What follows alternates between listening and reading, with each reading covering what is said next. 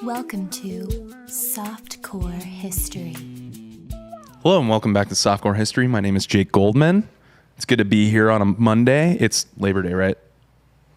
It is. Okay, I always mix up We're working on Labor Day for you. As intended. You motherfuckers. Yeah, I agree. Most labor laws are bullshit. My child's already working. We're working on Labor Day. Also, how are you going to celebrate working without actually working? Right. Yeah, you can't do it. It's the best way to do it. It's like going to a sex party and not fucking. So that's Rob and Dan, as you all... Mm-hmm. Would he go to a sex party? There's that whole thing with the recording and the... No? Oh, wait, hold on. We'll get into the history of kids before he's sex parties. We'll walk that back in just a minute, but I want to introduce a very special guest who's already chomping at the bit for good stories. Jay Arnold, how's it going, man? It's going well. Thank you guys for having me in here today. It seems like it's going to be a good time already since we're starting off with sex stories. Sex parties and whatnot. But you got to give his credentials. Oh, no, I'm about to. Okay. So Jay played, I want to say defensive tackle, right? And damn it, I always switched. I know, I played both. Okay. So, there, I'm the guy that's not good enough at research, I guess. You know how he got that wrong? He looked at your body and was like, I don't know. Nose tackle. Yeah, it feels like a tackle. I mean, at this point, I look more like just somebody that carries the towels out on the field. I'm just saying, Jake is judging you, and it's wrong. This is that fun time of the show where you guys put words in my mouth for no reason. There is an athlete buried under this, I promise. Well, Jay, actually, we kind of go back show-wise. It's kind of interesting. This is a year of this show now. We just hit Eclipse a year, and I think this is episode 53, 54. Yeah. 4. And it's on the same feed. 2 episodes. If you follow us three, it was on the same feed as Unofficial Visit, which was you were a caller on Unofficial Visit. We had you call into the show. Well, it wasn't a caller. guest. Well, no, caller get He call. was like, no, hey, I'm sorry. This is Jay from All right, I'm College fucking Station. blowing it. I'm fucking blowing it. I saw it pop up in my feed, and I was like, hey, I want to call into this. No, Completely uninvited. Not a call. Yeah, man, guys, I'm really sorry. I guess I shouldn't have had that pre. It's the Yingling. It's the Yingling. Yingling comes to Texas, and all of a sudden, Jake's falling off the rails. Slacked from yesterday. Yeah, man. No, I had 0 to drink yesterday. I guess I had too much on Saturday. But yeah, no. So Jay played. I had to ask you this before the episode. But 2013, 2014, you were playing at Texas A&M. You had some pretty awesome stories that you shared with us on Unofficial Visit as well. Some recruiting trip stories that were pretty awesome. Like, I mean, I believe you were looking at Northwestern for a little bit. That was like the spot where you're like, damn, that's a cool spot. I mean, Patty Fitz just private beach on Lake Michigan. I get that you can't actually get in the water up there, but it still looks pretty cool. For sure. It does. their practice facility looks dope, like right on that water. Yeah. But Patty Fitz just couldn't turn you around. Well, I mean, like I'm a Chicago sports fan, so that was part of the appeal of Northwestern for me. That makes sense. Yeah, but for sure. At the end of the day, like I may have told the story on Unofficial Visits, but me and my dad were driving through Chicago, and like he pointed at a fire hydrant with a pole sticking up off of it. And he goes, you know what that's for? I go, no, that's how they find it whenever it snows. and at that point, I was like, How tall was that shit coming out of the fire hydrant? Like 6 feet tall. Like, pass. It was coming out. Yeah, I was like, Chicago's gorgeous for like 4 months out of the year. dude, and that's the other thing. Like, I was up there for spring break, and it was like 80. So I think it was like record highs at that time. Yes. Everybody had taken off work, and we're like out on Lakeshore Boulevard. You're like, Yeah, Chicago in March is not fucking 80 degrees. It's like 40 still. It's like the type of thing where you're like that is seasonal affective disorder town. Like that is, it's like late March, and you're like, why the fuck isn't it warm? Yeah, see, like in Texas, we have to take days off when it kind of snows even a little bit. They take days off in Chicago when it just becomes 80 degrees, I guess, early. Yeah. We don't take days off so much as the city shuts down and people die when it snows. I really am I'm whitewashing a lot is Yeah. Well, it's just a light dusting of snow. Yeah. Is like a holocaust for this city. It's a blood harvest. Yes, it really is. But today, we were talking about obscure college football history. We just went through the first week of college football. I don't count week 0 because it's not the first week. It's some. Well, that's a little disrespectful to UCLA and Chip after they just smoked LSU too. and it was a little bit disrespectful to Illinois. Yeah. Big program win against Nebraska. They're not going to have anything other than weak. And then Catching that out to the UTSA, Roadrunners. Yeah. Did you take UTSA? I did. I actually how called do it you on our not? podcast. You did? Yeah. 2 weeks ago, I said they're going to beat Nebraska, then lose to UTSA. Fuck yeah. Because this is the Burt experience. It really is. It's true, Brett Bielema. Yeah. It's Burt, damn it. That was a Mizzou It's joke Burt. because his real name is Burt. Is it? He looks like a Burt. He's a Burt. He is a Burt. Yeah. Burt Bulma. Yeah. Anyway, yeah, we're gonna go through a couple odd stories, a little origin story of football in medieval Europe as well. Sick. Yeah, I don't know if you know. History of football. Kind of. The way I want to, the stuff I want to talk about at least. So yeah, some odd stories here and there. Some possible foreign refugee stories for the University of Florida, my school. Ooh. The origin. You make them sew your uniforms. The Cubans? Yeah. No, they were a free country when this happened. I didn't know if you guys were just pieces of shit. It was the South. I don't know what year. I mean, to be fair, we are pieces of shit in Florida, just in general. Like that's just baseline how we are. But yeah, we have that. We have some shit talking about Baylor and their mascot, how that happened, and also a student riot in Ames, Iowa. We're going to be covering today. Sick. By the way, we didn't ever. One of my great regrets from unofficial visit is that we never made the Rutgers 69 jersey or shirt. The shirt, yeah, 1869 champs. Yeah, they were the first ever national champs, Rutgers, in 1869. Nice. Yeah. See what you did there. I Yeah. think you have to. Yeah, absolutely. But yeah, no. Jay, you before we get started, I want to give you a chance to plug anything that you got going on right now. Yeah, you kind of buried the lead. He's a fucking barbecue influencer. Yeah, barbecue influencer. I hate the term influencer. I feel like those people always ask for free food. Barbecue I don't want to be associated. All right, well, let me with them. pitch you a better term. Meat-fluencer. I'll go with that. Okay. I'll go with that. Cool. Yeah, man. What do you want to plug? Yeah, so I mean, one of the things that we've been working on recently is a tabletop role-playing game. It's called Ain't Slayed Nobody. So we're playing. You see the college football influence there. It's a bunch of people from the SB Nation A&M site, Good Bull Hunting, and then also Alex McDaniel, who's now the managing editor at For the Win, I think, for USA Today. Oh, sick! With us. Nice. But we actually just finished our first season, and we're going to get into season 2 here quickly. So if y'all want to tune in and listen to us play Call of Cthulhu, which is basically like a Dungeons and Dragons with more body horror. Wait, what does that mean? Like just more like you just like you like go into the dungeon room and someone like ripped out your ass. Well, it's like I mean, I don't know how much you're familiar Lovecraftian, with. right? Yeah, it's Lovecraftian. yeah, I So, get okay. Yeah, very like demented sci-fi. without trying to give up too many spoilers, if people do want to tune in, on the off chance that we have somebody that wants to listen to this, like you'll see like animals get sewed into each other in weird sick. ways. Yeah. You just got Rob Hart, so he will definitely be tuning in. Yeah. But yeah, no, man, I actually will give that a listen. I just started deep diving into like the Lovecraft back catalog of like just. It's like it was good timing for us just because it was Lovecraft Country had come out, and so there was more people that were like interested in it, and we kind of timed it just right. And you get to hear me do like an off-brand Conor McGregor accent. I am already sold on that. Definitely gonna give that a listen, man. Is it more Patty than Connor? Well, I think you have to just give it a more listen, Connor. and then That's a good fucking Irish accent. So the Irish accents are on this side of the table Yeah. today. Yeah. If you, Do you want to just turn this into a mixed martial arts podcast? Real I mean, we quick? could. yeah. And just ignore that side of the table. Okay, whatever you need to do. Yeah, You already so- have an MMA show. I know we do.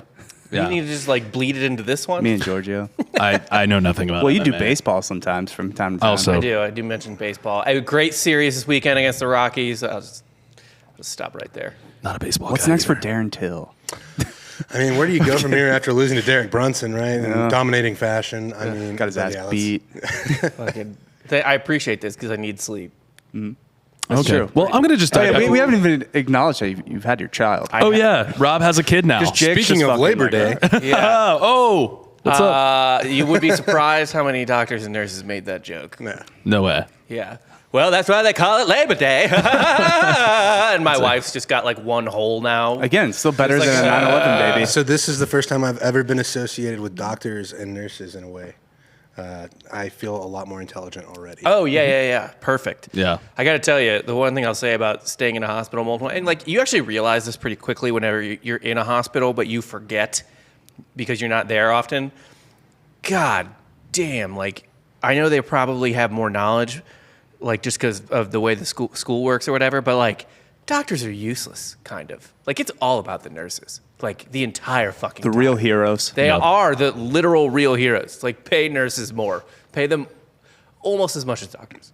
The bedside manner is something that's really appreciated versus the guy that's like, yeah, all right. The doctor just like comes in and like, by the way, and it's just like, oh, okay, what do you got going on? Sounds good. Your stitches are coming out. Nope, doesn't matter. It's fine. You'll be fine. And then like the nurse will be in there for like 30 minutes, like, oh, okay, oh my gosh, okay. Like, let me help you. And no, everything's normal. You're fine. Do you want me to take the baby for 3 hours so you guys can sleep? I'll just hang out with it in the nursery. Did that happen? Yeah. That's amazing. Yeah, they're awesome. And the doctor just comes in and is like, oh, how you doing? Good. Okay, I'll order you that medicine. And then they forget to order the medicine. Yeah, the doctor's the CEO. Worthless. Worthless. I mean, like, they weren't, our actual OBGYN during the delivery was good. But, like, the other doctors, it was just like, what do you do? What are you here for? Like, they didn't do anything discernible that the nurse couldn't figure out. I'm sorry, is your baby here and alive? Yeah. Then the doctor did their job. Did their fucking job, didn't they? I'll tell you what, man. One thing I will say, and I'm bitching about the doctors so much, they're great too. But one thing I will say, by the way, I told my wife this. I got tagged in to the delivery. Like, I wasn't just sitting there with courtside seats. I had to like hold a leg and help her push and shit like that, or like help her like breathe and bullshit like that. Breathing is important. That's very good when babies are coming out. I do that when I spot somebody. You can't forget to breathe. You can't. Yeah. You gotta let them know. It's just like cheering her on. And then, what the fuck was I gonna say? I already don't remember. I was also tagged in your Instagram post more than your wife, so I felt special. Oh yeah, that was great. I'm sure. Way more people said, "Look out for Dan," and hope your wife is doing good. Congratulations, Rob and Courtney. They didn't care. Because at first I was going to start a feud with his baby, but now I'm thinking I just kind of dad cuck him and I just raise the child as my own. Tight. Yeah. Come over tonight. I'm more of an uncle. Wow, you got relegated real quick down to uncle there by yourself. There are many ways you are very uncle-like. I will say that. It's a pretty loaded statement. Anyway, we're going to talk about football now. I'm going to go way back to the 1200s with medieval mob football. You ever heard about this, guys? I think Jay actually has. Yeah, so the origin of the game football, it's very different from what we see now. Can I guess? Yes. Severed heads? There's talk about that, but it's never like confirmed because it's so far ago and like. Because didn't the Aztecs do that? They played like a certain volleyball? game, a volleyball, basketball combination with severed heads? Yeah, it was soccer volleyball. Okay. It was volleyball with feet. And I think the winner got to sacrifice themselves. Yeah, because you don't sacrifice the losers. No, right. You don't want to sacrifice the worst. If you want a famine, you do. Yeah, right. And so there begins the first recorded historical event of game fixing. Yeah, exactly. It's like, oh man, we suck. There's just like one smart Aztec that's like, maybe we throw the game. Yeah. Bookie on the side taking action. On the other hand, maybe things were so bad back then they just wanted to sacrifice themselves to get the hell out of it. It's like, you know what's better than this life? Glory. I want to go live on a cloud with angels and like fun, like sentient animals.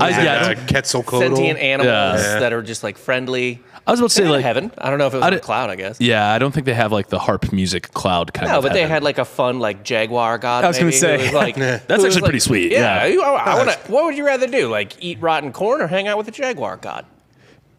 Jaguar god. Every time. Yeah. Every time you give me that choice, I'm choosing Jaguar god. Yeah, for sure. So medieval mob football is an archaic form of football. It's typically classified as mob football, but it would be played in towns and villages. Basically, what would happen is there's an unlimited number of players and opposing teams, and everyone has their own markers in the town, and there's a inflated pig's bladder that everyone's trying to move to their marker. The pigskin. Yeah. So that's kind of where that term originated. Yeah. Also, like they use pigskin for footballs too. Right. But by any means possible was the motive, basically, so it was or some like MO. Fucking brutal game of capture the flag. It's kind of like brutal capture the pig's bladder. Yeah. And you're trying to get the other team's ball, pig's bladder. Yeah. Get it on your side. There's not like really, when they go into history about it, there's not like distinct rules either. It's like sometimes they're like, well, they were trying to take another team's pig's bladder and move it to their side, or you're trying to get your pig's bladder to their side. Kind of sounds like my childhood, which is something Always Sunny in Philadelphia actually nailed with the greased up watermelon in the pool, the public pool. We did that. That was a thing. Wait, what? Really? Mm-hmm. Someone would grease up a watermelon, throw it into the public pool, and then kids would just go nuts trying to capture this fucking watermelon. So that's something they got right in that show.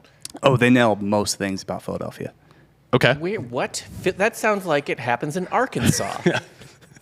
That sounds like a Florida thing, to be honest with you. In Yeah. Arkansas, they grease up an actual pig and just let it loose in the That's farmyard. fair. Yeah. Yeah. Yeah. No, I mean, Philadelphia, Pennsylvania in general, it's just Philadelphia, Pittsburgh, and then Kentucky in between. The But, like, Northeast really gets let off the hook for redneckery. Oh, all and the white time. trashery. Like, And just racism somehow. Delco like, is the most white dude. trash. yeah. Well, I guess they don't get let off the hook for white trash, but like for whatever reason, it's all like people just picture like a Boston Red Sox fan or something. You know what I mean? Yeah. Where it's just like fuck you, but they go back to like a brownstone, like they go back to like a nice like brick house. Or I would something make like an that. argument that Delco, Philadelphia, that area is kind of a combination of Boston and West Virginia. Has like it kind of infiltrates in. Sounds exactly that right. sounds what I would Yeah. anticipate. I'm just tired of hearing being from Missouri, being from Florida, being from Texas. Yeah, I'm tired of those parts of the country bearing the full brunt of like listen, redneck bullshit. We're also coastal elites. So Somehow you're both. All you yeah. need to do is go to Philadelphia to have the term coastal elite washed from your brain forever. Yeah, no one ever mistakes Floridians as coastal elitists for some reason. I never got that. But so by some accounts, in some towns, they would move the ball towards the goal, but the main goal, instead of like a marker, bringing it just to the marker or the end zone, was to kick the pig's bladder up into the opposing team's church balcony. Sure. The original field goal, Yeah. which is awesome. That is tight. Feels higher than a field goal. That should be worth 100 points. Yeah. If you get a pig's bladder with your foot into a church balcony, 2 stories, 3 stories, maybe 4 stories up, Yeah.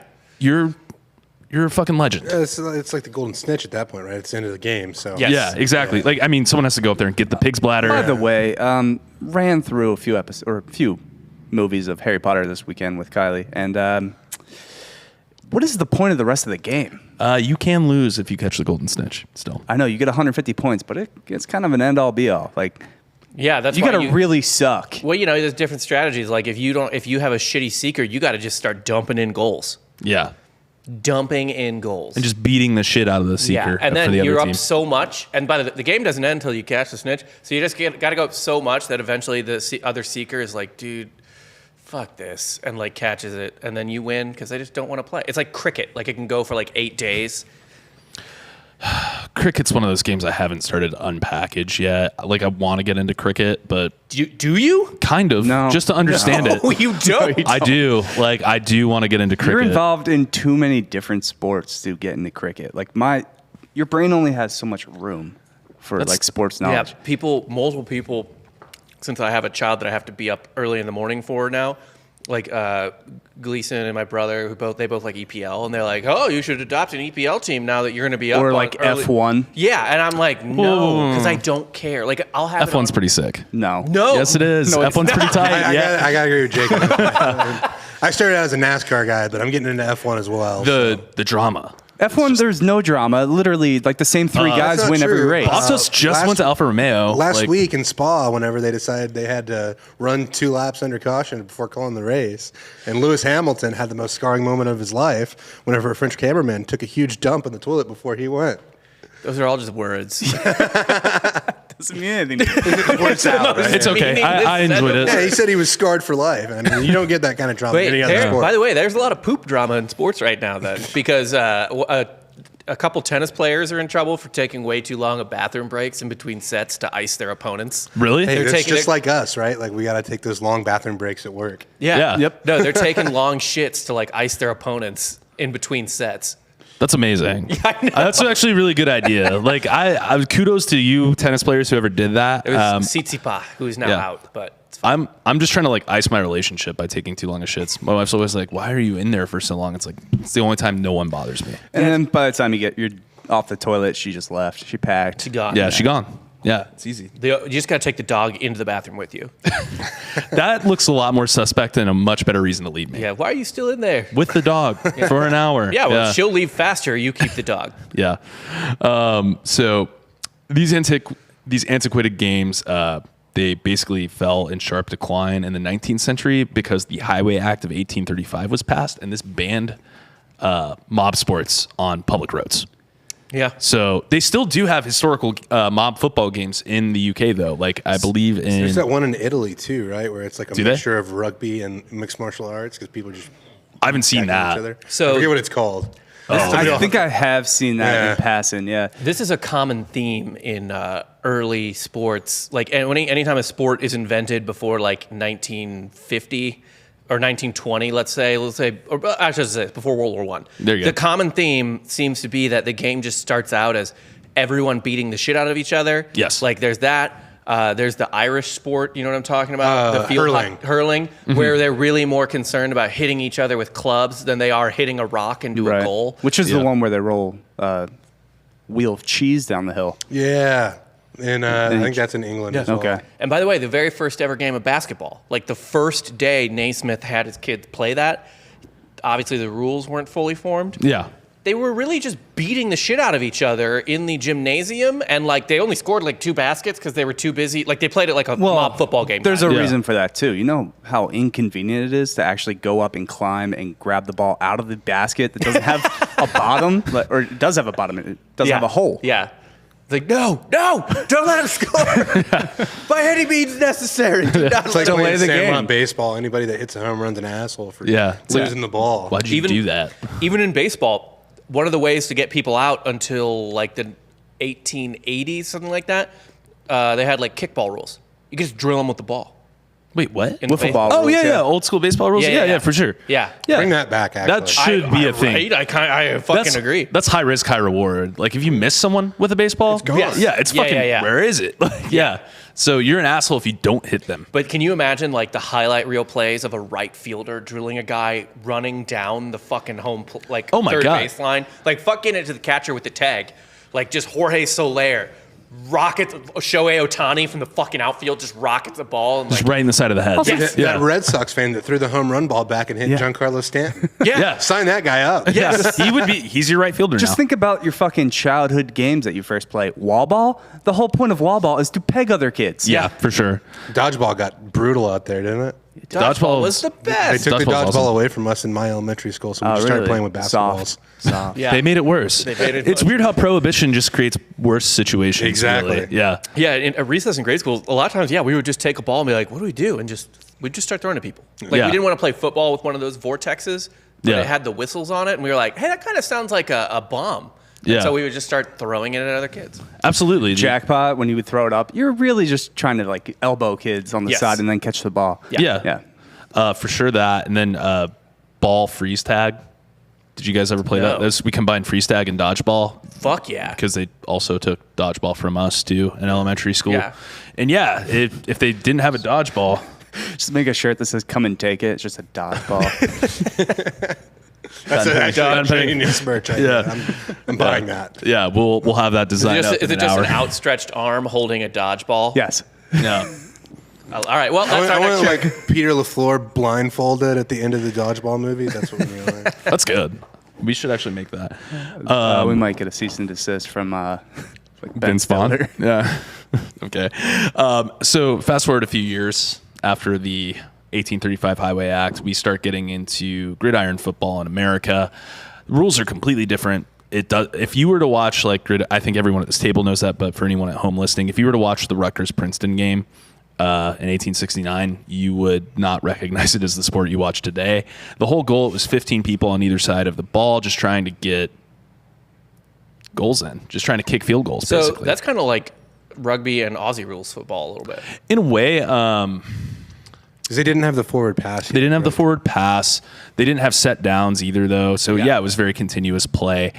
You don't really see much change happen to the game until Walter Camp starts tinkering with the rules in the late 1800s, early 1900s. So he introduces set downs. That's one of the things he does, as well as the line of scrimmage. He thinks that's going to make the game faster and score more points somehow. Immediately after that, people just start moving 1 inch at a time down the field because there's no first down rule. Yeah. There's unlimited downs. You don't lose the ball until you lose the ball. Then why would there be downs? Right. 20th down. No, yeah, there was no turnovers. So they were like, Right. okay, you need to at least get the ball 5 yards in 3 plays. So that was the first kind of set of downs I'd rule. say it sounds like basketball without the shot clock, where someone would go up like 6 points and then they just play hot potato for 40 minutes. No, yeah, 4 corners. Yeah, they just throw it all the way around. You could take it back behind the line, things like that. Walter Camp also started tinkering with the scoring a little bit to value touchdowns a little bit more.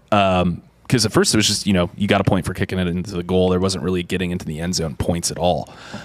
So originally the scoring, when they introduced the touchdown scoring, a field goal was worth 5 points. Okay. A touchdown was worth 4. And yeah, You know what? It might have taken more skill to kick a field goal back then. probably did. Yeah. The ball was bigger. These were like made out of pigskin. Yeah. Probably- Yeah. It was probably like all kind of. It was not symmetrical. lumpy and- yeah. Think about it. Like all 4 of us would be like the 4 biggest people on the field. There's like little twink men with little like candy cane legs trying to kick a larger ball through a fucking. Yeah. And I don't believe, I couldn't get the confirmation on this. I don't think the uprights were a part of it for a while either. They introduced those later. Was it just like a crossbar? It was a crossbar. Yeah. Okay. So, I mean, that makes sense with like a lumpy football too. It's like, we can't make them go left, right. It's just Yeah. got to go over the fucking thing. Yeah. Just a general over the bar. Yeah. And then like extra points after a touchdown that was introduced. Those were 2 points. Is that where clear the bar comes from? I don't know. Not an expert. All right.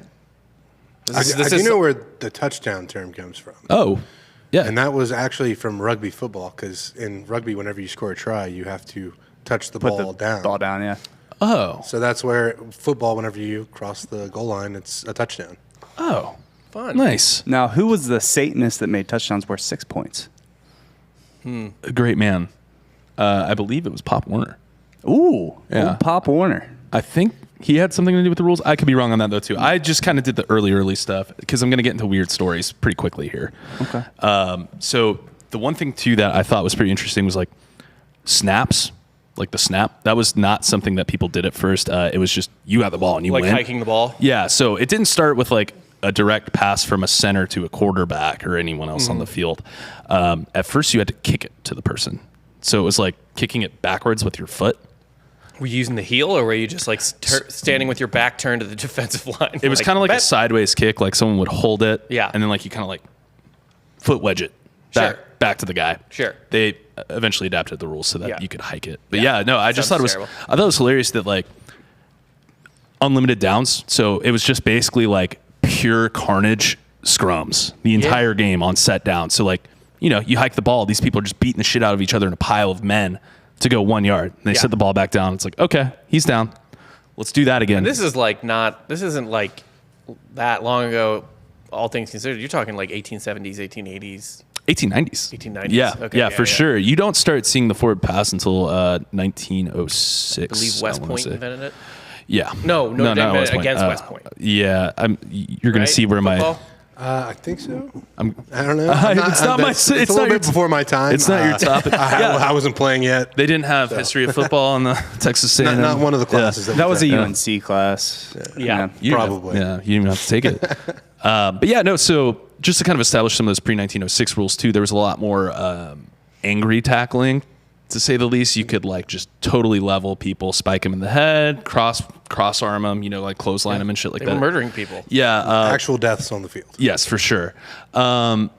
Teddy Roosevelt was the person that basically instituted like, okay, I'm going to get rid of this sport. Yeah. Or You have to reform. You have to reform, and that's kind of what birthed the forward pass too. There was one story, I think it was an Ivy League game, I forget the schools, but like there was like a star player on one of the teams, and the other teams were like, man, fuck this guy. And he called for a fair catch, fielding a punt, and they just train wrecked him. Like these 2 other players just fucked him up, and he died. Yeah. Well, it was like the story of how Cincinnati's stadium, Nippert Stadium. yeah. I guess he like got cut out on the field, and because the field was like underwater at this point, he died of blood poisoning.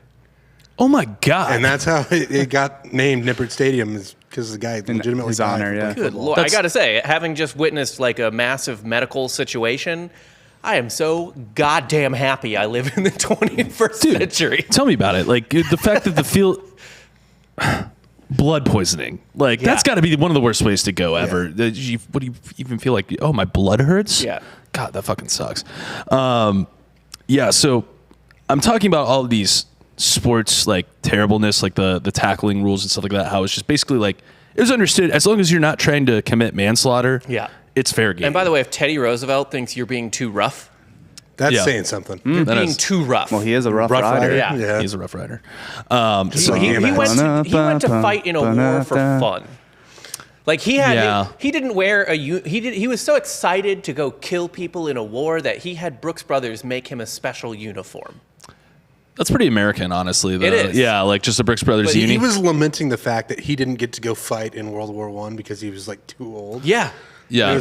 He wanted more action. Teddy Roosevelt also cured his own asthma by just saying, I'm going to go outside. Yeah. Yeah. He cured himself of asthma, which I don't think a lot of people know. The doctor was like, He you was need like a sickly boy. Yeah, they were like, you need a lot of bed rest. And he, I guess, in his boy brain was like, no, I need the sun and Yeah. fresh air. And he was fine. Probably right. He was right. He was the original vitamin D guy, huh? Yeah. Teddy Roosevelt, absolutely. But to just kind of establish, the reason I'm establishing all these like weird blood sport rules is to talk about this one story in particular. So in the 20s, there was a bowl game, like postseason bowl game called the Bacardi Bowl, and that was held in Cuba, in Havana. Yep. Cuba. Yeah, and it was like definitely not the kind of bowl game you would expect like now to see, where it's just like, okay, a team is playing another team in a new location. Oh, none of the players got an Xbox? No, they Popeyes didn't. didn't sponsor it. Like, No sick fossil watch. Well, Bacardi No, sponsored no it. yeah. Oh, well, yeah. actually, Jay, what's some of the coolest stuff you ever saw in like a gift package at Texas A&M? I'm always curious You were about in this some stuff. good bowls too, right? Yeah, Yeah. well, Chick-fil-A Bowl was probably the best one I was in. The Was that Liberty Bowl Duke? wasn't as great. Chick-fil-A Bowl was Duke. Yeah. And we did get the aforementioned fossil watch, but really the best part was the $200 Visa gift card. Yeah. That I immediately blew on getting a tattoo. So Oh, sick. Yeah. Nice. That's being an 18-year-old with $200 to spend is not necessarily conducive. I think to that was the production. best game of the bowl season, from what I remember. Duke went up big, and then you guys came back and big Yeah, comeback. it was my first start of my career, and I wish I had been on the offensive side because the defense we kind of sucked. Yeah. and that's the reason we had to come back in the first place. Was that Johnny's last like hoorah? Yeah. Yeah. I mean, that was a David Cutcliffe Duke team. That was Yeah. a good ass Duke team. You mean that just lost to Charlotte? David Yeah. Cutcliffe. Well, He's he old used to now. be great. He's older. Yeah. Wait, who's on their team? I'm trying to think. Jamison Crowder was one That's of the right. big names on that team. Their quarterback was Anthony Boone. That's right. They have an offensive lineman that's I think still in the league. I can't remember his name for the life of me. But yeah, it was a solid offensive Duke team. I actually remember a bunch of TFM people were doing New Year's Eve together. We were at some bar downtown, and that game was on, and I was like bored and just watching that because I wasn't drunk enough yet. I remember watching quite a bit of that game at that bar. The real question is, did you ever get to go in the Sumlin copter? I did not get to go in the swag copter. No. Okay, damn. It's unfortunate, but Yeah. it's still Well, pretty cool. I mean, honestly, I'd rather not go in a helicopter. Yeah, Same. I agree. It's Same ever. not a lot of good news stories coming out about helicopters lately. No. But yeah, so this Bacardi Bowl happened. What would happen is like the government of Cuba would invite usually Southern football teams down Right. to play Cuban football teams. So they'd play like the University of Havana, the Cuban Athletic Club of Havana. So just random guys that wanted to play football against an American football team, they'd go and play them. Yeah. Also, like tennis clubs would put on teams. They'd basically grab anyone that wants to play football and represent Cuba, throw them in there, and let them not? play. So my alma mater is the Florida Gators, as probably everyone here knows already. They Could have never guessed that. I know, not from what I'm wearing. I am head to toe right now. So they had a 2-game series. So they played 2 football games in this Bacardi Bowl. One against the Vedado Athletic Club, which like was back to back. 2 days in a row. Yeah. Oh, well, that's better than what I was expecting, which was like a doubleheader. Yeah. No. It's. I mean, still. It's, And you have Pee Wee football teams that play like tournaments on the weekend. And they play Fuck back to back. that. I mean, Yeah. again, like a few weeks ago, Bishop Sycamore was playing 2 games in 2 days. Yeah. Or whatever. I mean, that's tough. Yeah, but dude. those guys, like, Wasn't one of those kids like a class of 2020 recruit? Like he was definitely college aged playing on that a team. lot They were of them all, college. like, Yeah, 22, Oh, really? 27. I haven't like dove deep on Bishop Sycamore Well, yet. you know, that fucking that meme was run dry 6 hours after. Yeah, it was just it got memed to death. But by the way, that name, it's like they pulled 2 words out of a hat. Oh, yeah. Sycamore, nothing to do with religion or Catholicism. But it kind of works though, I mean, right? Zacchaeus, right? Climbed up in a sycamore tree. So maybe that's what they were going with it. Sure. Oh, wow. I didn't know that. but Pull some biblical knowledge out there. Why not? wow, Yeah. you just got Tax Catholics. collector, right? The big story. Yeah. Everyone knows that one. But Bishop Sycamore still sounds like something you'd be like, oh yeah, like that sounds like. I a real would. It school. sounds real. Well, I would never question it. Yeah. but there's a reason for that. Yeah. I mean, I guess it's just like a last name. Like Bishop DeBerg is a high school in St. Louis. Oh yeah, the funniest Bishop thing to Dunn Yeah. in Dallas, I think. Yeah. Bishop Kenny. Bishop Lynch. Yeah. Yeah. The funniest thing to me though, they're like this fake football team has been playing high school football, and they show a picture with IMG Academy in there too. It's like Which they one? must have been sweating when that came out because IMG Academy is just a glorified training ground Right. for future professional. And It's Yeah, like what are you Lamar just played a North American university, and they ESPN pulled up the graphic, and there was no logo for North American. It literally said logo Yeah. on the graphic. Yeah, it did. Where the hell is North American University? I think it's actually like in Stafford, so like in Houston area. Oh, Yeah. really? Yeah. Nice, dude. It's on the list of unacceptable teams where like the game doesn't count for the NCAA. That's fucking fantastic. Man, I kind of want to do a deep dive now on who's not allowed to be played. Really, like, There's a list of schools, and I haven't gotten to look at it yet. there was like a 30 for 30 or maybe a Netflix documentary about a team that like they just made up a school, like it was a college school, and they were like practicing in like gravel parking lots. Yeah. It's like It's like South Harmon Institute of Technology. Exactly. What they just did. Yeah. That is what Bishop Sycamore is. yeah, pretty much.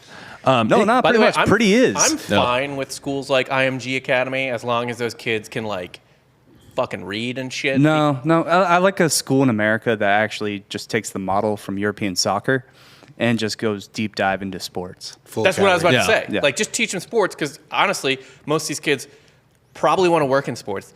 Almost all of those kids are going to get a scholarship to somewhere. Like, it could be like a D2 school or even like a D3 school where you don't They get a don't sports do scholarship. scholarships. You don't get a sports scholarship. My sister okay. played D3 athletics. You don't get a sports scholarship. But what they do is they just give you a bullshit scholarship. But also, Oh, they really? don't just take anybody to IMG. Like, you have to. Yeah, you have to be apply- I know, but good. that's what I'm saying. Or you have to have rich parents. Yeah. no, in, my- which, in that case, then the kids are probably going to be fine anyway because Yeah, their you parents will just pay their pass way into sodas. school. I mean, we see what happens with like USC, right? You can just pay them to get them on the rowing squad. Yeah. When my sister course. was applying to colleges, I was like home from college one day, and she was like walking around the front yard taking pictures of like flowers and like a shitty stone like Virgin Mary thing we had in the backyard with my mom's like dog shit digital camera. And I was like, "What are you doing?" And she was like, "I'm applying for a photography scholarship." She get it? Yeah. First time I'd ever seen her take pictures. You just got to hit the notes. Yeah. Dude, she's a fucking savant. What are you talking about? She's a virtuoso. What do Photos you have to be get? asymmetrical. Everything's got to be on the thirds. Yeah, third. Just get in the right quadrant, man. Yeah, You're good. that's D3 like very blatantly just gives scholarships for other shit. Yeah, that's amazing. I Yeah. had no idea that was Yeah. a thing. Okay, so the first game of this Bacardi Bowl was held on Christmas Day of 1921, and the Gators defeated the Vedado Athletic Club 28-0. Go Gators. Yeah, man. Dun, dun, dun, dun. It's kind of like that's a pretty big score for back then. 28's good. Yeah, 28's a pretty solid score back then, and we shut them out. It was like 5-3, or then you would see blowouts that were like 100-0. Yes. Yeah, There like was no in between. Was it Yeah. Georgia Tech score? It was like they played who? It was like Cumberland or something. yeah. 221-0. Yeah. They beat them. Yeah. You will never see that score again. Not this Georgia Tech team, Without no. it, too. No. Well, I mean, maybe we put Alabama against like Coast Guard Alabama Academy. Yeah. Alabama could put Bishop 200 Sycamore. I don't know. Alabama could put 200 on a team if they wanted to. A shitty team. Yeah, like I mean, it'd have to be a pretty bad team. I don't think Nick Saban. Let's is- take you take an FCS team. I was just UL Monroe. Like even FCS, but like if you put them at like a very bad D3 school, or like NAIA kind of it's like competition. even yeah. with like an FCS school, you could at least get somebody to stand in the way that was big enough. Right. True. Like someone will slow them down at some point. Yeah. Yeah. The second game, however, the Gators were pitted against the Cuban Athletic Club of Havana. This Adults. Yes, the adults, the guys that wanted to play Yeah. kids in college football, Yeah. basically. This ended abruptly when the coach of the time, Coach Pyle for UF, he realized that the officials were running the game according to pre-1906 rules. Okay. So like he's going out there in the first quarter and he just starts seeing his kids getting like clotheslined and like double cut, like Yeah. just chop block, all this stuff.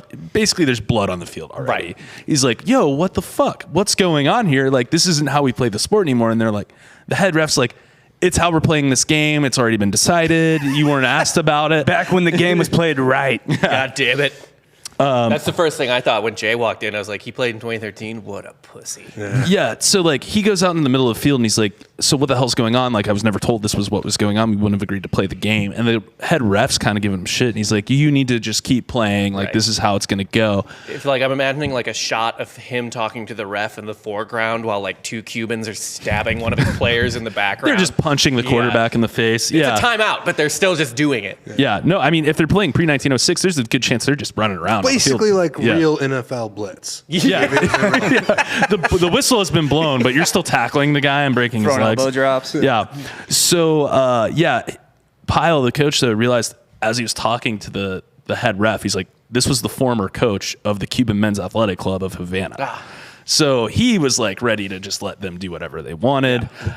Unfortunately, so he pulls all the players off the field. He's like, we're forfeiting. We quit. Yeah. Well, quitters. Yeah. Well, typical. Yeah. Very us. I know. We've quit all these games. SEC. Yeah. That's not very SEC. We were not in the SEC yet. We were in the Southern Intercollegiate Athletic Association with Texas A&M. Oh. And Mississippi A&M, which would be Mississippi State. Right. Vanderbilt was the number 1 team in that league that year. My, how the mighty have fallen. Yeah. Well, fuck, dude. For whatever reason, it was like all the smart schools were good at football until World War II ended. Actually, the GI Bill probably fucked up a lot of that. Yeah. So one of the things about football or sports in general in Cuba at this time is once a game begins to play and people's money has been taken, you can't quit. Right. No matter what the circumstances are. They just like close the doors to the stadium. They're like, you'll be playing this game. That, and it also has to do with sports betting. So they really didn't want him to quit before the first half score had gotten in. Okay. Because, look at everything coming full circle these days. Yeah, right. So they just kind of bust out of the stadium and try to get away. They arrest the coach, basically, and bring him into court. And the judge... And by the way, for anyone thinking like, fucking Cuba, this is like 40 years before the communists took over Cuba. Yeah, right. This was free Cuba. Where you were basically locked in a stadium to play a blood sport until people got their money's worth. Like, yeah. So they bring him in front of the judge, and the judge is like, here's the deal. We're going to let you out on bail. Perfect. Yeah. What a great compromise. Yeah. Here's the deal. We're going to let you out on bail. If you don't leave the nation of Cuba in 24 hours, we're arresting your entire football team and putting you all on trial. And he said, got it. And they basically, what do you want to call it? Commissioned a boat. What do you call it? Commissioning a boat. They hired a boat. Yeah. They hired a steamboat to take him back to Tampa. Ferry. I think commissioned works. Yeah. It's just like 90 miles, right? It's really not that far I'm from. surprised they didn't just have to like take over a boat by force and be like, get us out of here. They probably could have. I mean, So at the time, that was actually the rowing team was the football team as well. So they just went ahead and crossed over. Dude. Yeah. The coach was just was it Coxswain? Yeah, sure. Coxswain. Coxswain. Yeah. Always. Quarterback's first mate. Yeah, exactly. But yeah, so there's a big Havana Times newspaper that's like refugees on the loose. And it's about the Florida football team fleeing in the cover of night on a steamboat. We declared ourselves the winners of that game because they were cheating cheaters. Yeah. As well you should. And they declared themselves the winners of that game because we're big old pussies that don't want to play blood sport. Cowards. Yeah. And you're giving me shit for UCF claiming a national championship? We didn't claim a championship. We just said we beat some a Cubans. Claimed a win in a game that you clearly lost. Yeah, it does sound like, I mean, if you're running away. I mean, we won. We were 1-for-1 at least in that. Like 28-0. Fidado Tennis Club. Why did they change? The tennis club. Yeah, we beat the tennis players. Yeah. Crushing it. Oh, man. So that was one of my favorite stories that I was reading about, just obscure stuff. There's actually a really good column. I want to say, maybe it wasn't Watch. Someone did it. It was like, they did a weird story for every single school in the, like, when it was 119 schools. So that's pretty cool if you want to check that out. See how many times a live mascot has been kidnapped and held for ransom? Or The just amount, straight up okay, murdered? actually, you bring up live mascots. Something like that happened not that long ago. I remember writing it for TFN. Really? You talking Somebody about Turntle? No, not Turntle. R.I.P. Turntle. Obviously, R.I.P. Turntle. Justice for Turntle happened last night. Last night with Norvell iced his own kicker. That was insane. I could not believe it. It kind of made sense. Like you want, not No, the that did make 50-yarder. sense. He got 20 yards back on the kick. That makes perfect sense. I mean, Like the kid drilled the 50-yarder. he smoked it, dude. It was awesome. Yeah. I knew exactly, like, You knew it was going to happen. Immediately. everybody that was watching that game that has watched college football knew exactly how that was going to end. Yeah. Freshman pretty kicker. pissed too, because when they were down 10 in the fourth, I grabbed a live line Florida State money line plus 1,500. Because you saw Mackenzie come in? Yeah. He looks good, man. I Dude, I they had Florida State money line to start, so I was also not thrilled with how that game Yeah, I hate Florida State, so I was like slamming the Notre Dame -7. I don't like Notre Dame. I don't like them either. I don't think either. I mean, that was about as likable as Florida State has ever been in their history. Yeah. Literally. Like Mackenzie Milton's they his needed- mom crying, and it was all Milton. They needed a medical miracle on the field for me to start rooting for them last night. Like I was like, okay, I cannot root against Mackenzie Milton in this game. That's impressive because I would have still rooted against Kansas. There'd no like that kid like someone could overcome like 8 cancers and be playing quarterback for Kansas, and I'd still be like, I mean, well, but I hope you lose. it was so inspiring to see him rush the field after they beat South Dakota. That was fucking incredible. How long of they snapped like what a 14-game losing streak or something like that? They hadn't won a game since Hey, 2019. currently have more wins than Clemson. They do, and I'll say this: I'll give the Kansas students credit. Like it's very clear they did it sarcastically, so it's pretty funny. I love that. Yeah. No, and I think that's one of the things that I think everybody missed about college football last year was just fan engagement. It really is so much more fun watching college kids just do dumb shit. Fox In a did a sense. whole- It's Yeah. just like there's something about drunk college kids that just brings back the good old days. Yeah, right? it makes you happy. Like just every time I think of college football, the first thing that pops in my head isn't a play or anything. It's that kid doing the T-Rex shit in the LSU crowd. This kid. Yeah. It's like that's college football to me. Yes. It's absurdity. Like, what is that guy doing? He's- college age kids just flipping off whoever. Yeah. And that Florida State, the 2 fans last night, just Yeah. beautiful technique on the bird flip. Well, upside down guys. Yeah. That or throwing tortillas in Lubbock. You know, it's all fun, really. But you mentioned live mascots. That was a huge problem for a long time. UF had a live gator on the field for a while. Yeah. Which, Instead of just 20 on campus. yeah, no. Well, where do you think we got them? That is one of the fun things about doing 20, the- that's it. You're Probably- low ball. I You're think, low yeah, ball you got to pump those numbers up. But yeah, so Notre Dame at one point had 2 goats, a couple dogs. I I thought you were going to say like a live Irish. yeah, just like 2 Irish, like an Irish picturing family Conor on display. they just went to the train station, found the drunkest 2 guys they could get. Honestly, All right, get over here. I mean, that was Mike Malloy's job before he was homeless. Pretty much. Yeah. He should have done that. Notre Dame was trying to get kangaroos as live mascots. That's terrifying. Yeah, because they were like, imagine trying to play football while a kangaroo's just jumping over the hedges on the sideline. You can't do it. Right. So it was all distraction technique for a lot of these people. Baylor had a live bear. Okay. So the Bears mascot could have been a lot less fierce. Nominees for the mascot at the time included the buffalo, which would have been fine, I guess. But really close was the bookworms. They were almost the Baylor bookworms, which is the most Baylor thing I've ever heard in my life. I don't know. I think a predator is pretty apt for Baylor. Wow, not touching that one. Over 50 bears have been the live mascot for Baylor, but the first, which arrived in 1917, was won in a poker game. What? It was won in a poker game. I'm pretty sure that the Baylor Student Conduct Code doesn't allow gambling, but Yeah, I thought Yeah, you were going right? to say the bear won the poker game. That'd be more impressive. Yeah. He won the poker game to become the mascot? Yeah. That was his wager? Well, that's what you said. Listen here, human. I would like to. I need a would like job. to stand He on the puts it side of all one of in. your fine American Gridiron Football games. I'm all in. Like, it's great, dude. They definitely don't allow gambling there, by the way. Oh no, for There's sure. it's like Baylor YU, basically. Like it's Yeah. just Christian they're Christian too, but it's just Baptist BYU. Yeah, for sure. I mean, it's kind of funny when people are like, "I can't believe the Big 12 is going to take BYU." It's like, well, they have have Baylor. Baylor. Like, they're also religious. Also, Baylor has nowhere else to go. No other conference wants Baylor.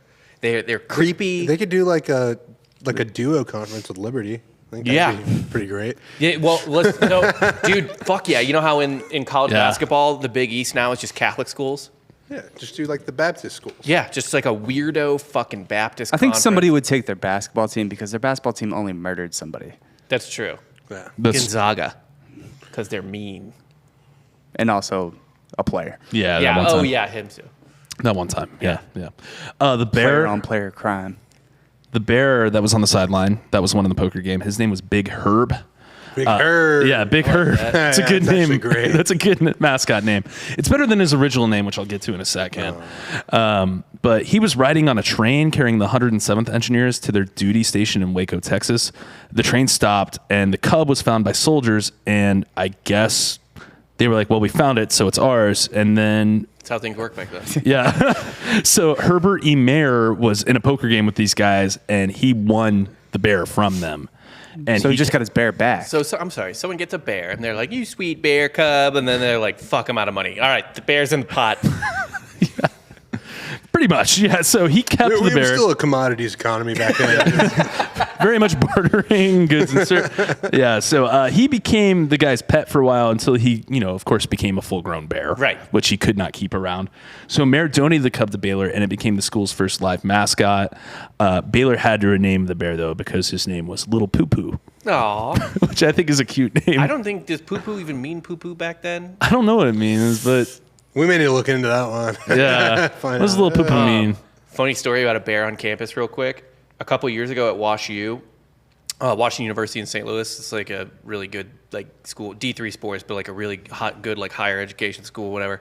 Anyway, they brought for finals week to help the students relax and de-stress. They brought a little petting zoo, and they had a baby bear on there. Oh, Was one of the things, and kids were like, "Oh my god, it's a little bear cub!" I don't know if it was I think it was probably a black bear. Well, definitely wasn't a grizzly cub, but it was a bear cub, and there were other stuff there, and people were paying everything, but everyone was obsessed with the bear cub. It's like a living teddy bear, and the bear cub bit someone.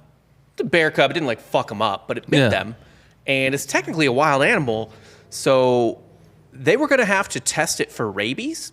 which is Do you know how you test for rabies? you cut its head off, right? Cut its head off and drill into its brain. Yeah. And the Wash U students heard oh, they have to test for rabies. Yeah, oh, that makes sense, just in case. And then they heard how you test for rabies, and a school-wide petition had to go please don't cut the baby bear's head off and drill into its brain. I mean, I support that. Yeah. Did That's the what you get for baby playing- bear survive? The Yeah. baby bear survived. Did the student get rabies? No, the student was like, "I'll get tested. Don't cut its head off. Don't cut the baby bear's So we can head." test humans for rabies without cutting our heads off. Yeah. Oh, can we? How do you test a human for just draw its blood? That would have been funny if the student was like, "No, cut my head off." Take my head. Take my brain. Yeah. Oh my god. Science. For science. I could be funny if he was just "Yeah, I don't want rabies. Test that fucking bear." No, the guy that got bit was Yeah, very yeah, yeah. adamant. It's like, I don't give a shit. I don't want rabies. Test that fucking bear. Yeah, fuck that bear. Yeah, He bit me. it's true. Maybe don't put a bear in a petting zoo. Yeah. Yeah. Interesting decision there. Yeah. I don't know. I mean, we could be like Russia and having Habib wrestle a bear, right? Yeah, and I guess you're not really an influencer because you've never held a baby tiger for a photo. Yeah. I mean, what is it? The So you haven't earned that Instagram title kids, yet. Yeah. The Arabian. Oh, Saudi yeah. Arabian Instagram kids that are just posted up with Lamborghinis and They wear exotic free animals. watches at a time for Yeah. no reason. I hate that shit. Here's a snow leopard. yeah. That's one of my favorite I 30 got a Rock jokes. Fitbit. I can't even get it a real watch. They're shopping for an apartment, and they're trying to buy one, and they're about to buy it. They're okay, I think we'll take it. And then this Arab dude comes in, and he's like, "I'll take this one too. My son Hamed can keep his motorcycles in here." Dude, fucking A, man. And then the real estate agent's just like, "Okay, sorry guys." Yeah. See ya. Anyway, last little fun story I'm going to do here is the student riot of Ames in 1953. So this is during Iowa State's homecoming. It has a name. It's Valhalla or whatever. I thought you were gonna say Valhalla. No, it's not Valhalla. I'm gonna look it And up. it's You go ahead. It is a tradition though in Ames that they had to ban. Yeah. So the Cyclones at the time were 1-3. They finished the season 2-7, but their homecoming game was against none other than the second place finishers in the Big Seven conference, Missouri. The Missouri Tigers. Yeah. You guys were 2-2 at the time, Rob, and the Cyclones beat you 13-6. all right. Yeah, that was a good win for them. They got very excited though. This And was, by the way, I don't know how we were that year in particular, but you don't know how you were in 1953? right. But the 50s and 60s, Mizzou was pretty. It was the 70s and 80s that took the program to horrifying depths, because in the 50s and 60s they're pretty good, and then it just fell off a cliff in the 70s and 80s. We were a game away from winning a national championship in 61 or something like that. So Yeah, but it's called Visha. Visha? Yeah. It's one of my favorite dog breeds. What's a Visha? Vishas. Vishla. That was, Oh. It's a play on words. It was a reach. So I guess Visha is I didn't get all this, but It's this, a week-long celebration held each spring on campus. yeah. So maybe derives from what you're about to tell us. Well, this was in the fall. I don't know, but maybe they pivoted. Seasons were maybe. different back then. Yes. Did they play in the spring back then? No, I don't fucking so. Okay. Yeah. So the students all jazzed up because they were like 1-3. They just beat a pretty good Missouri team for homecoming. They marched to the Knoll, which is where like Iowa State's president lives, and they just started like camping out on the lawn, like, "Hey, man, give us the day off Monday. We won homecoming." Yeah. And the president's like, "Fuck you. Right. You're not getting the day off. Like, congrats. Go have fun. You have Sunday off. Right. You will go to class on Monday." Yeah. And he went back inside. And the students didn't like that. So they started rioting and like throwing shit through his windows and like lighting shit on fire. Yeah, it sounds like Visha. Yeah, pretty much. So Sounds like an average day in So Morgantown. every year they murder their school president in Ames. honor of so they continued. It's full circle again. We're going back to the Aztecs playing the game. Yeah. you win, someone dies. So basically, they started the riot on Saturday. It goes through Sunday. They stop to go to class on Monday. Then show That was back. the point of the riot. Yeah. Then they show back. I guess they show back up Monday night, and they're still rioting. And they were like, "All right, we got to tear gas these kids. They won't leave the lawn." Yeah. So they just tear gassed a fuck ton of Iowa State students because they were really amped about winning a game. I mean, that's still kind of happening, right? There's whenever Arizona got knocked out of the NCAA tournament, there was that riot. I just have this vivid image of that guy in the Texas flag shorts walking towards the riot police, getting pelted by beanbags and not even caring. Dude, there's not enough. Magical Whenever image. Dayton made their pretty big run in the tournament a couple years ago, every single win they have their student, like, you know, every campus has like. This is with the Obi Toppin, or No, this was The year before Obi. before? This was a couple years before that. But you know, every campus has like their kind of like shitty neighborhood that all the students live in. Like Mizzou's was the East Campus. I don't know what your guys' was called, but theirs is just called the Ghetto. Yeah, ours was also student ghetto. Yeah, it's just called the We Ghetto. lived in at the Dayton. Greek ghetto, yeah. I looked at Dayton when I was doing college. That was my, like, looking back, like if I didn't go to Mizzou, I would have loved to go to Dayton. It was really cool. Not the town, but the school. Right. But anyway, yeah, every single win, I think probably after the first round, I think they were expected to win in the first. I could be wrong about that. Fucking rager in the streets every single time. We were covering it every time it happened when we were on TFM. Yeah, every time. Because the footage was crazy. No, they were like flipping cars after winning, like not winning the Sweet 16 game they were in, just getting to the Sweet 16. They were like, yeah, we're going to flip some cars tonight. And I remember seeing that and being like, I mean, you're Dayton. Like, you're not Yeah. nothing. It's not like you're fucking, I don't know. It's not like a bad team. I'm trying to think of like a historically Northern bad. Iowa or something. it's not like they're VCU making that Final Four run. Right. Yeah. Yeah. Which came out of nowhere. Who, before VCU made that Final Four run, you didn't know they existed as a school. Was it like what do they call Florida Gulf Coast? Like Dunk City? Dunk City, yeah. Yeah. Fun story. We stopped that run and we stopped that run in the tournament. We also stopped George Mason's. We're like Cinderella killers. Florida, noted haters of fun. Yeah, we seriously. really can't stand it. You know what? I would have been fine with it if they They also didn't play stopped us. that fun Wisconsin team a few years ago. That was also very fun for us. Oh, but that was on a cool last second shot. That was a fun shot. Wasn't that with, what's his That, like, guy's name? runner- Cheese and It was like a runner that was Chioza. also a three yeah. floater, like Yeah. a floater three. Floater three. Just taking a team out of I the think tournament with a floater three is I always was maybe nice. with Jared when that happened, and it was pretty funny. Oh, he had a night after that. Yeah, he sent me footage, or he went Instagram live from like the gutter. He went like the actual gutter. He went behind. He went into the alleyway behind the bar he was at and like sat by a dumpster or something. Yeah, no, he was. He was like covered in trash. Yes. He does that though. Sometimes That he was goes his in the favorite trash thing to can, do in yeah. college was to hop in a trash can and go Oscar full the Grouch Oscar the people. Grouch, yeah. Oh yeah, that's right. We actually got Do it outside of a bar. That's so Jared. Jared actually went to UF to visit somebody there. Well, he's from Tampa.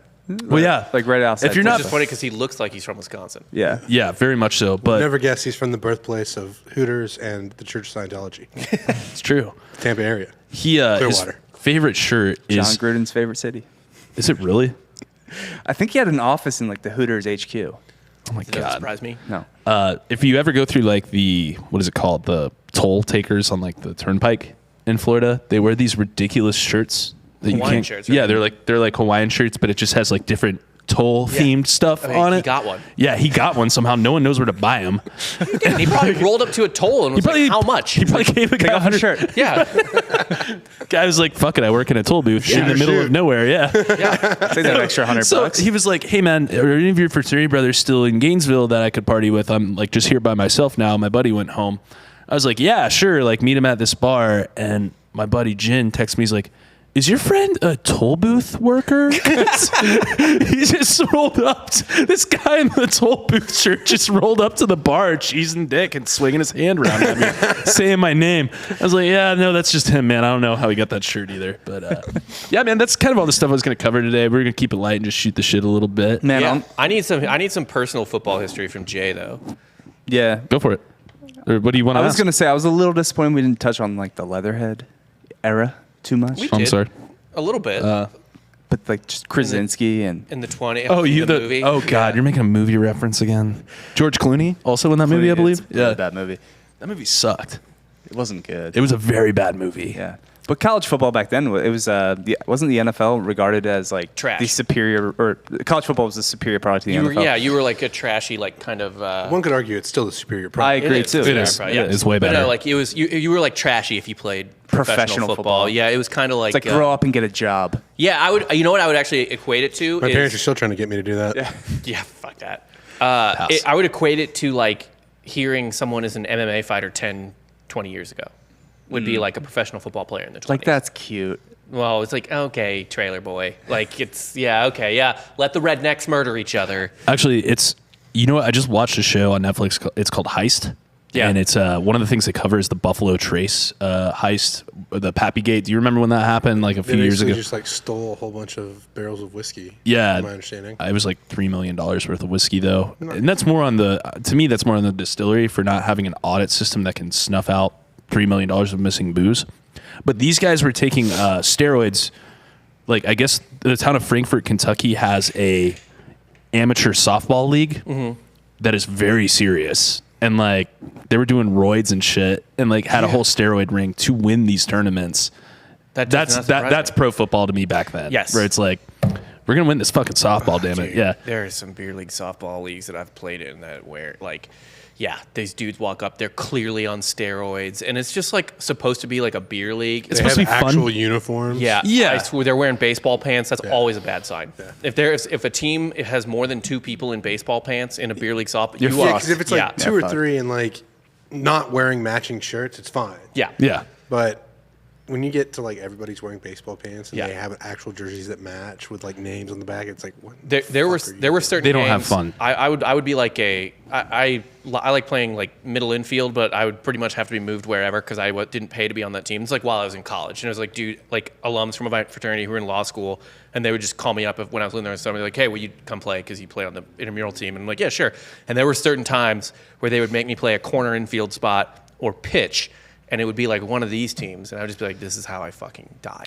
Because these fucking gorillas with their $1,000 bats are going to hit a ball 150 miles an hour right back at my fucking That's face. why I always preferred to play rover, where you just kind of go wherever you want. Yeah, you're safe there. Well, that's the thing too. In the middle infield, not only can you play like on the edge of the grass, it's probably better to do that because the ball's going to come at you so fast that it doesn't matter. Yeah. Like you don't need to be up. You don't need to play in on the infield. But at the corners, you can only go so far back, especially at first base because you got to get to fucking first base to catch the ball if it's a grounder. Right. Oh God. Dude, these juiced up guys in Kentucky were actually talking about how it was their, like, the way they had fun if they weren't winning was to just beam the pitcher as much as possible while at bat. Yeah, fuck that. Yeah, no, it's like juiced up dudes benching like 450. Yeah. Like, they have no business doing that anymore. They're like 45 years old. Yeah. Just I remember cranking shots. We were in Greek league, obviously. Just normal fraternities, and then also the football team was in that league. So it was just like Bortles. Yeah. Bortles going yard every time. Yeah, of Not course. even trying. But I mean, like even then, like those guys on the football team probably still weren't trying as hard as like the no, the no, Absolutely they weren't. not. guys No. in Kentucky. No, are- like the guy literally started stealing whiskey because his wife made him quit softball, and he's like, "I need to feel important to my boys, my Gotta show homies. my boys what's going on. I got to show them that I can still be there for them." I actually witnessed this. It was Bortles' freshman year, so not everybody was super familiar that he was going to be, what he was. Right. He's the backup quarterback at the time, and the people that take the IDs and make sure like the team, he didn't bring a student ID, so he had to call his buddy to like bring his ID, and he did that as he's in the batter's box. He's like, "Hey man, hold on for a sec. Can you bring my ID and everything?" Puts the phone down, cranks one over the fence, and then just like, "All right, so you're going to bring it," and then just That's Went around the fucking fantastic. bases. Yeah. No, my favorite part of intramural softball was whenever you hit a home run, they didn't make you round the bases, so you could just like walk back to the dugout. I like that. Did my job. Yeah. Good. That is really fun. It's that like bat flip just back to the dugout. Just fucking You don't even bat flip, like actually just carry the bat back to the dugout. Yeah. Yeah, that'd be great. We better. I watched the Mizzou football team when I was there one time playing intramural basketball game again. Like so at Mizzou, I don't know how it was at A&M, but if you played whatever sport you played, you weren't allowed to play intramurals in that sport. Yeah, you couldn't play football. But you could play intramurals in any other sport. Yep. So the basketball team was in just like a random intramural league. Like it wasn't like, it was just like, there's like Greek leagues and dorm leagues, but then there's also just like other intramural leagues at Mizzou. And they were playing this law school team. And one of the dudes that was playing for the Mizzou team was this tight end, Chase Kaufman, who, if you look up his highlight reel, his favorite thing to do on the football field was jump over cornerbacks. Like half of his highlight reel is him Jumping. hurdling opposing players. Okay, I was thinking like Duncan when he scores a touchdown on the goalpost. Well, he can jump really high, so he's very capable of dunking. So this whole game, all he did was, of course, try to jump over these like dweeby little law school kids. Like he was just dragging nutsack across all. He was hunting them. Like he would just be dribbling, wait for someone to drift. Come on, get in the paint. Come on, get in the paint. Yeah, Do it. drift into Do the it. paint and then just fucking attack. Just nut dragging people Yes. all day, dude. That's great. Yeah, kind of similar vibe. Post grad, first year out, I was at Golf Channel, and it was just me and a bunch of white guys, and we played in a league that had like former Orlando Magic D-leaguers. Similar vibe. How'd you do? Vibe, Yeah. But you always get out of the way. If you see someone's coming to dunk on you, Yeah. you step aside. You don't take a charge. No, absolutely If not. you take a charge in like a rec league, you're a piece of shit. Yeah. Let's Yeah. be honest here. You're trying to hurt somebody else. No one's gonna be like, "That's the fucking way. yeah. Let's fucking go." Yeah. Pop up, just Yeah. I only played intramural ultimate frisbee. That was my thing. Tight. We like were in the- college. Yeah. In general, that's all you played. There you go. Yeah. No, I played intramural ultimate frisbee. And I played a lot of golf. So, I mean, that was about it. We were the big floppy discs. That was our team name. Love that. Yeah. We had to change it. Boo. Well, actually, we changed it to the big floppy discs. We had to change it from our original name, which was the big black floppy discs. They said you can't call it that. It's like whenever we were playing, I think it was intergender volleyball. It was Big Dig Energy. Oh, that's Love good. that. That's very good. I'm trying to think of any like UF football player stories I have. I have like two. They're both drug related, and You're there for the good years. I was there. Well, my buddy Brian used to sell weed to Aaron Hernandez. Yeah. I'm really happy he's still on this earth, Brian.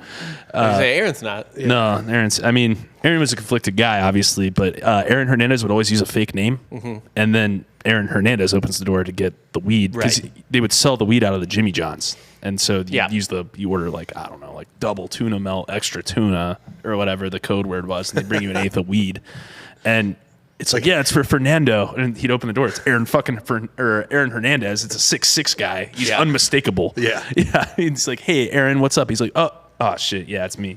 I And he think, just I think takes- most restaurants should do that, right?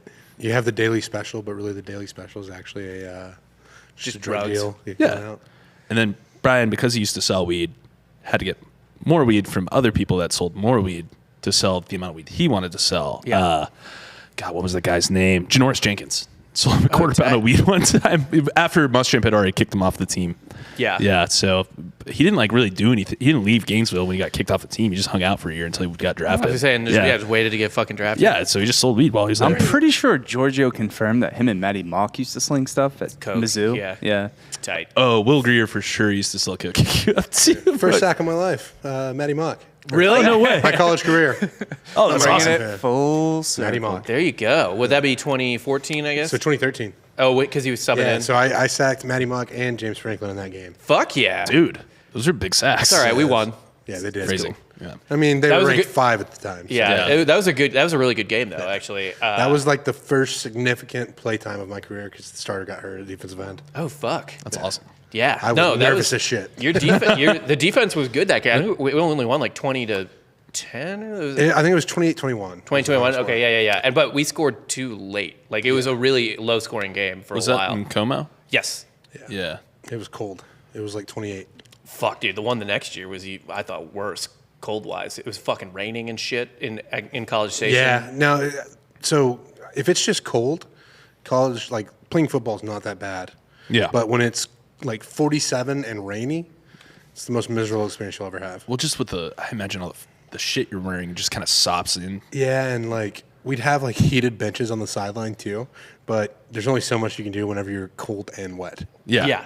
Yeah, like to your fucking bones. Dude, the worst was the Liberty Bowl in 2014. Yeah. Playing in that stadium, the wind was like whipping through, and it was cold and like a little bit damp. Yeah. Where's the Liberty Bowl again? Memphis. Okay, that's right. That's right. I was getting that confused with the Independence Bowl in Shreveport. Which Also a terrible place, man. Yeah, I was like, yeah, garbage bowl. It kind of sounds vaguely American. Memphis, you get to go to the fucking Bass Pro Shop. Get to go to Beale Street. Yeah. Bill Street was a nightmare. Really? I threw up in my bed after going to drink on Beale Street. They took us to the Grizzlies game. They're like, you have to stay for the first quarter, and then y'all can stay for the game or y'all can leave. And the arena's right on Beale Street. Yes. Like it's right Okay. fucking there. So basically, everybody left after the first quarter. Yeah. It's like It'd be like if the Superdome, or like not the Superdome, the Smoothie Center was like off Bourbon. Like literally like a block off Bourbon. The Right. FedEx Forum is right off of Beale Street. It's not that far from Bourbon Street. It's not. Yeah. But it's still like a little bit of a hike. Like FedEx Forum. You gotta walk about a mile. Yeah. FedEx Forum runs. Beale Street touches the facility. Damn, okay. Yeah. and we're staying in the Peabody, so it was also with the Ducks. The Ducks, Yeah. yes. And I just got like I don't even remember. Did you have like 3 buckets from Silkies or something? Probably. I mean, I know we went to like a dueling piano bar for a little bit. Yep. Yeah. Was this before or after the game? This was before the game, so I knew Yeah. my. You take advantage of the time you have in bowl week because normally you don't get to see the cities whenever you play like a road game. You just get it. Bowl week's the aren't you only just- time you get to go to a new city and actually enjoy yourself. Aren't you just there for like 18 hours when you're on a road game? Yeah, basically. I mean, you fly in Friday night, Yeah. and then you're there for a little bit, and then you fly back after the game on Saturday. Yeah. Fuck that. The flight after the game has to be, even if you win, I feel like it's going to be fucking Yeah, but you don't have to go through security, so you can just like take your water bottle full of vodka, get drunk on the flight. Oh, and yeah, get picked in the parking lot. That's tight. Unless you're Miami, I guess you've got a Spirit airline flight up to Atlanta. Yeah, well, and things may have changed. Yeah. A little bit, Yeah. But Yeah. it's different whenever you're playing neutral sites. I think too. Okay. I think they especially like with one of those kickoff series games. Yeah. They want you to do like promotional stuff so they can get some camera reel. It's closer to a bowl game. That makes sense. I just remember when Florida played Louisville in the Sugar Bowl, I guess in 2013, we went to New Orleans for that. And I'd never once put together that thing. And it's like, okay, the kids are out to see the city too. Yeah. Duh. And so it was like 2 a.m. the Friday, I guess the Saturday really at that point of the game. And we're walking into a bar, just shit house. And it's like, oh, there's Jeff Driscoll. Yeah. Hammered as hell. It's not great. I'm using my Illinois fake ID on Beale Street, just trying to get as drunk as I can. Yeah. Before one of your sack victims, the year after, so this would be the 2014 year, fucking Mock in the Citrus Bowl, which is in Orlando. Oh yeah, in the Citrus Bowl. He was throwing up on the sidelines, and it was like a noon game. It was he was throwing up on the sidelines at the end of the first quarter, and the announcer was like, "Oh, it might be a dehydration issue with Mog. I'll just feel it out of the weather." And I was like, everyone knew his rep. I was like, he was out on Wall Street. Yeah. All night. He's hungover. Like he was just fucking So we did have vomiting. curfews that got decreasingly late as we got closer to the bowl game. Yeah. Mm-hmm. So the first night we were there for Beale Street, Yeah. it was the first day we were at the place, so we weren't gonna have a late night. Yeah. Similarly, at the Chick-fil-A Bowl, I know the first night we went out there, we went to I think it's called the Opera House in Atlanta, Oh, sick. and we got hammered there. And I remember all the older guys that had played in bowl games before because I was a freshman. I didn't know what I was getting myself into. Right. They're like, you might want to take it easy. We're probably going to have to run gassers tomorrow. And I was like, nah, dude. It's a light practice. We took it like a Monday practice. Where you're in helmets only. And then sure enough, we lined up in the old Georgia Dome at the time. All right, let's get those gassers in. And I did empty my guts on the sideline there at the Georgia Dome. So On that- I left a little piece of me there. Yeah. terrible before old Atlanta green- moved out there. Was that old turf still in Yeah. there? Yeah, dude, that turf was sucked gross. to play. Yeah. It Wait, hurts so much. You were playing on like AstroTurf carpet turf? Yeah, it was basically like carpet turf. Yeah. It wasn't the field turf I yet? think it like was a little bit, It was but like- it was hard. Yeah. Fuck. I mean, like it people- was not a good surface. I went to I remember seeing that field in like 2006 when I went up with my dad for like the Florida Arkansas SEC championship game. I was like, getting tack on this must be a concrete. nightmare. Yeah, it's like just hitting The, hard. like the hard vet break. Yeah. was just the same way. Natural grass fields are so much better to play on, especially like dude, in the summer or like I mean it's technically summer, but you know those early games of football season. Yeah. We went up to SMU one time and they have the field turf with like Yeah. the black pellets. Your shoes will literally like melt because No. those black pellets get so hot. Yeah. God, Like they fuck have that. to have. I mean, they talked about it at the Fresno State UConn game. There's like you have to have extra shoes on the sideline in case the shoes start melting. That's insane. Fuck that. I mean, there was we had a baseball player on for one of the baseball shows on this network who played in the 80s. I think it was Sid Bream from the Braves. And he was like, yeah, like when you played at like the Vet or like Old Busch Stadium in St. Louis or whatever the Cincinnati Stadium was, because that was the same cookie cutter shit too. Like when you're playing there in like July and shit like that on the carpet, he was like, you lose like 15 pounds if it's like a day game. It's like being a NASCAR driver where you're just like set in like a hot box. Yeah. and Yeah, you it just makes sense. sweat all your weight off. Yeah. It's like wrestling, cutting weight. Like you're just miserable the whole time. Yeah, Fucking dude. nightmare. It's all fighters should cut weight. Just go play on some football. Yeah, go play on play football, play some baseball, and Dude, some wait, so AstroTurf. you were in that Georgia Dome in 2013, 14? Yes, 13. That's when it was really falling apart. Yeah. That was a shitty venue at that. Like the It ceiling would was leak. Awful. Yeah, that was the point Yeah, where so like it was- if it rained too hard, the ceiling would So leak. it Yeah. actually rained that week. A little fun fact: we were Yeah. trying to get back to the hotel from the Hooters on Peachtree. Oh, nice. Yeah, I'm familiar with We were the Hooters. watching the Chris Weidman Anderson Silva the second the fight. leg break. Yeah. So we saw the leg break and had to sprint back to the hotel to get in before curfew so we didn't get in trouble. And it was pouring down rain. Sure enough, the next day at the Georgia Dome, ceiling's leaking. Yeah, dude, that venue really went downhill fast. But yeah, man, that's it for the coverage I got today. That's all I got. I gotta go deal with a fucking baby. Yeah, you do. Jay, again. Happy Labor Day. Yeah, That's why they call it Labor Day. that's right. Jay, thanks again so much for coming on to the show, man. We really appreciate having Thank you for the kolaches. Yeah, coming on actually, the show. yeah. So that was actually Jared's suggestion of batch. They were very I good. do want to give him, since we already called him out for doing the Groucho, in the trash can thing. Yeah. Yeah. We might as well give him a shout out for recommending batch. He'd be 'cause those proud. were He'd be prouder of the trash delicious. can than the The kolaches. recommendation, Probably. yeah, probably. But very good. Yeah, go ahead and let them know again where they can find you, man. Yeah, so if you want to find me on Twitter, I have the most obnoxious Twitter name of all time. It's at J, just the letter, Arnold, TAMU 85. Yeah. I got the blue check, so I'm afraid to change it now. Otherwise, I change change it. to something Get simple. rid of the Can't. check. Yeah, I mean, I do kind of want to be like a rebel without the blue check. Yeah, right? I don't have a check. You have a check. I know. I want to get rid of it. Yeah. You think I can sell it? Maybe it's time. I'll take it. Dude, I do think about it. But yeah, you can find me on Twitter. If you want to listen to the podcast that we mentioned earlier, Ain't Slayed, I think we're going to kick off season 2 here shortly. For everything else, I don't know. Just give me a shout on Twitter and I'll direct you where He you need will to go. respond. Very engaging Twitter follow, guys. Also, yeah. again, and we probably are underselling this a little bit. Literally, you do this on Instagram too, I think. Right? Your barbecue stuff. Oh, yeah, definitely. I mean, you It's gotta literally have- like one of my favorite people to watch review barbecue. Just a giant thread of every Yeah. place he's ever been Yeah, to. it's yeah. funny. that thread's probably my greatest accomplishment. Yeah. More than my football career, more than anything I've done with, like, scholastically speaking, getting a degree. Fuck that. No, it's about that barbecue thread. Where are you going today? So today I'm just going back to Houston. Oh, okay. Well, but where did I you- went where to did you go? La Barbecue on Saturday when I first got in. Then we went and tailgated and Fuck yeah. got a little hammered at the tailgate. What'd you think? Do that. Of the scene? La Barbecue. Dude, so it's one of the better spots that I've had in Austin, obviously. Mm-hmm. It's like the bastard child of Franklin. Yeah, and you don't have to wait in as long of a line. Right. But it does help when you get there super early and you're the first person in line. Yeah. It's always nice. That beef rib is my favorite. anytime it delicious, rains, that's usually the when I hit up Chipotle barbecue sausage up spots. there was really good too. Yeah, Yeah. The rain that Clears out the line, lines. yeah. And then yesterday, so Sunday, I went to Terry Black's. Just got the classic Texas Trinity there. Yeah. Brisket, pork ribs, sausage. So good. You gotta the next time you're up here, or maybe you've done it already. But Valentina's is it? Yeah, We were talking so about I that have been to pre-show. Valentina's. Okay. I think it was Probably in 2020 before all the shit happened. Before In the long ago, like the before time. Yeah, the before times. And then, so after Terry Black's on Sunday, on yesterday, I went to CM Smokehouse and got a beautiful brisket crunch wrap. Oh. Yeah, I'll Wait, have to where's show you that? a picture of Yes, that. It's please do. at Bolden Acres. Oh, okay, yeah. So it's right in there. We actually got like a Fruity Pebbles cheesecake donut that they did.